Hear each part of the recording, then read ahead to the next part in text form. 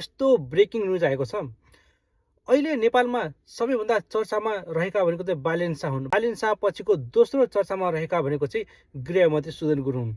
हिजो अस्ति मन्त्री सुदन गुरुङको सम्पत्ति शुद्धिकरणको आरोपमा पक्राउ परेका बिचौलिया दीपक भट्ट बीच आर्थिक सम्बन्ध रहेको प्रमाण खुलेसँगै अहिले सारा नेपालको बजार तातेको छ र अहिले भर्खरै मन्त्री सुदन गुरुङले चाहिँ फेसबुकमा स्ट्याटस लेखेर आफ्नो स्पष्टीकरण चाहिँ दिनुभएको छ।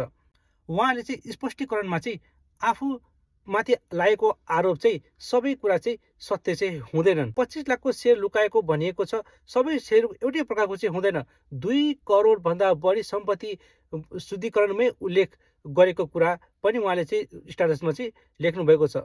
आफ्नो पार्टीको जुनसुकै निर्णय पनि मान्न तयार र अनुसन्धान गर्नलाई पनि आफूले चाहिँ सहयोग गर्न चाहिँ पछि नहट्ने भन्ने कुरा चाहिँ अहिले भर्खरै चाहिँ फेसबुकमा चाहिँ लामो स्ट्याटसमा चाहिँ अहिले आफ्ना स्पष्टीकरण दिनुभएको छ।